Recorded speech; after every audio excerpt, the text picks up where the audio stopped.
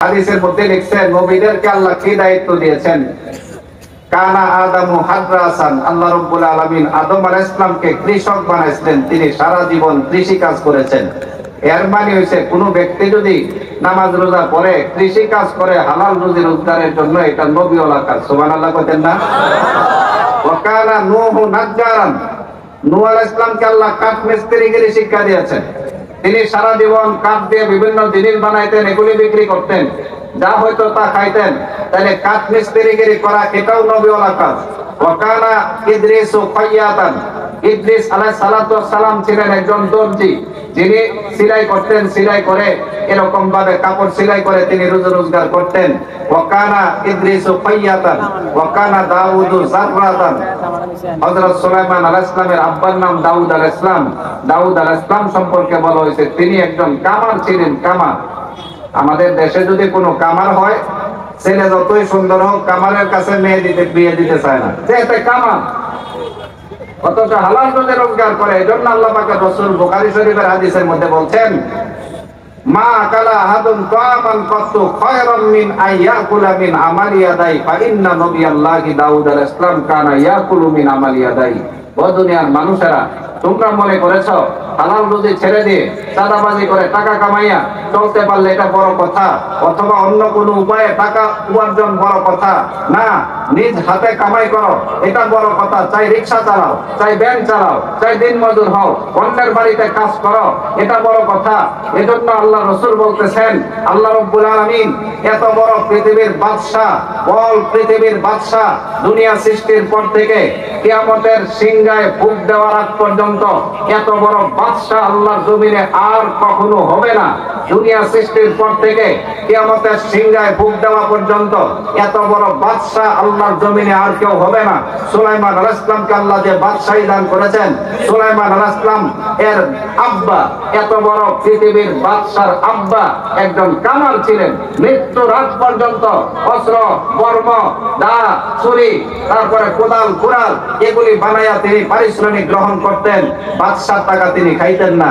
আল্লাহ রাসূল কয়, এই যদি অন্যের কামানো টাকা যদি এরকম ভাবে আল্লাহর কাছে পছন্দ হইতো, তাইলে সুলাইমান আলাইহিস সালামের মতো এত বড় বাদশার আব্বা কোনোদিন নিজ হাতে কামাই করা লাগতো। হাদিস শরীফের মধ্যে আছে, আমাদের নবী সম্পর্কে বলছেন, বুখারী শরীফ হাদিস, বুখারী শরীফ 2262 নং হাদিস, বুখারী শরীফ 2262 নং হাদিস, কুনতু আরআল গনামা আলা করারিতি আহলি মক্কা, আমি নবী দোনোজাহানের বাদশা, মানুষের বাড়িতে 1 টাকা 2 টাকার বিনিময়ে, 1 কিরাত 2 কিরাতের বিনিময়ে সারাদিন বক্তৃত রাখতেন। আমাদের নবী মানুষের বাড়িতে রাখালি করতেন 1 কিরাত 2 কিরাতের বিনিময়ে। বুখারী শরীফ 2262 নং হাদিস, কুনতু আরআল গনামা আলা করারিতি আহলি মক্কা, আমি মক্কাবাসীদের বকরি চড়াইতাম 1 কিরাত 2 কিরাতের বিনিময়ে। তাহলে বোঝা গেছে হালাল রুজি রোজগার করা এটা ইবাদত। আল্লাহ কোরআন শরীফের মধ্যে বলছেন, সূরা জুমআ 10 নম্বর আয়াত, ফাইদা কুদিয়াতিস সালাতু ফান্তাশিরু ফিল আরদি ওয়াবতাগু মিন ফাদলিল্লাহ। এরে আমার মুমিন বান্দারা, যখন তোমরা নামাজ শেষ করে ফেলো, তখন আল্লাহর দেয়া রিজিক অন্বেষণের জন্য, হালাল রিজিক অন্বেষণের জন্য তোমরা বেরিয়ে পড়ো। এই আয়াতের তাফসীরের মধ্যে লিখেছেন, এই আয়াত দ্বারা আল্লাহ স্পষ্ট কৃষি কাজের কথা বলেছেন। তাফসীরের মধ্যে অন্য এক আয়াতের, এই আয়াতের ব্যাখ্যাতে অন্য একজন সাহাবী বলেছেন, এই আয়াতে মক্কার মানুষেরা যেহেতু অধিকাংশ ব্যবসায়ী ছিল, ব্যবসার কথা আল্লাহ বলেছেন। এই আয়াতের মধ্যে ফাইদা কুদিয়াতিস সালাত ফান্তাশিরু ফিল আরদ, যখন নামাজ হয়ে গেছে তখন জমিনে ছুটে চলো। কেন? ওয়াবতাগু মিন ফাদলিল্লাহ, হালাল রিজিক অন্বেষণের জন্য। এখানে দেখেন, ফাইদা কুদিয়াতিস সালাত ফান্তাশিরু, এখানে নির্দেশ সূচক শব্দ, আমর সূচক শব্দ। আকিমু, তোমরা নামাজ প্রতিষ্ঠা করো, নামাজ ফরজ। তারপরে ওয়াতুজ যাকাত, যাকাত দাও। আতু এখানে আমর সূচক শব্দ, এজন্য এখানে যাকাত ফরজ। আল্লাহ এখানের মধ্যে বলছেন ফান্তাশিরু, এরকম আমর সূচক শব্দ বলছেন।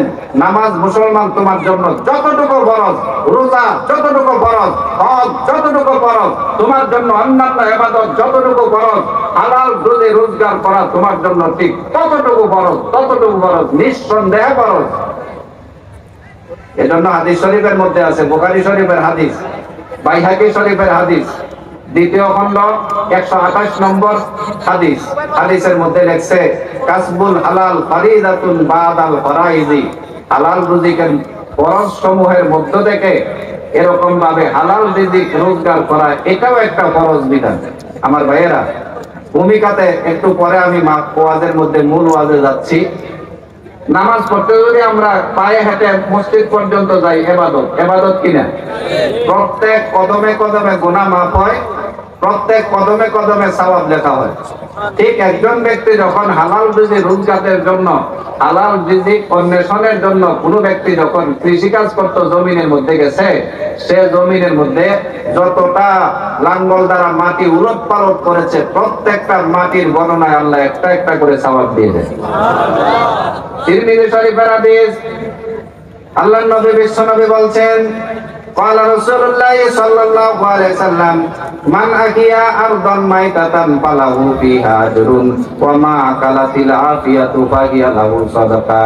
হাদিস শরীফের মধ্যে আসছে, কোন একজন ব্যক্তি অনুর্বর জমিনকে উর্বর করার জন্য হালাল রিজিক অন্বেষণের জন্য ঘর থেকে বের হয়েছে, যতটা মাটির টুকরা করেছে সে ব্যক্তি ততটা মাটির টুকরা একটা একটা করে নেকি পেয়ে ফেলে। সুবহানাল্লাহ। মুসলিম শরীফের হাদিস 2394 নম্বর হাদিস। মুসলিম শরীফের হাদিসের মধ্যে আল্লাহ পাকের রাসূল বলছেন, মা মিন মুসলিমিন ইয়াদরিসু গারসান আও ইয়াজরাউ জারআন ফায়াকুলু মিনহু ইনসানুন আও তায়রুন আও বাহিমাতুন ইল্লা কানাত লাহু সাদাকা। একজন মুসলমান যখন নামাজ পড়ে, একটা জমি করেছে, জমির মধ্যে গিয়ে ধান চাষ করেছে, অথবা কোনো একটা গাছ লাগাইছে, বৃক্ষরোপণ করেছে, একজন মুসলিম ব্যক্তি হালাল রিজিকের জন্য যেহেতু সে এরকম জমিন করেছে, জমিন থেকে পাখিরা এসে বসে খাইছে, কীট পতঙ্গ খেয়েছে, এই জমিনের মধ্যে চোরেরা চুরি করে কিছু অংশ নিয়ে গেছে। হাদিস শরীফের মধ্যে আছে, ব্যক্তি যেহেতু হালাল রিজিক অন্বেষণের উদ্দেশ্য যা কিছু করেছে সব আল্লাহ পাক কিয়ামতের দিন সৎকার সওয়াব হিসেবে রেখে দিবেন। সুবহানাল্লাহ। পাখিরা যা পরিমাণ খেয়েছে কিয়ামতের ময়দানে এই ব্যক্তির হালাল রিজিক খাওয়ার কারণে এটা আল্লাহ সৎকার সওয়াব হিসেবে রেখে দিবেন। চোরে যেগুলি চুরি করে নিয়ে গেছে তার সম্পত্তির সবগুলি কিয়ামতের ময়দানে আল্লাহ জমা করে রাখবেন, কিয়ামতের ময়দানে সৎকার সওয়াব হিসেবে জমা করবেন। কিয়ামতের ময়দানে তার কোনো নেকির কারণে আটকে গেলে আল্লাহ এখান থেকে তার নেকি পূরণ করে দিবেন। সুবহানাল্লাহ। ও মুসলমান, আল্লাহ বলছেন ফাইদা কুদিয়াতিস সালাত। অন্য এক আয়াতের মধ্যে বলছেন, আল্লাযীনা ইয়াযরিবুনা ফিল আরদি ইয়াবতাগুনা মিন ফাদলিল্লাহ ওয়া আখারুনা ইয়াযরিবুনা ফিল আরদি ইয়াবতাগুনা মিন ফাদলিল্লাহ।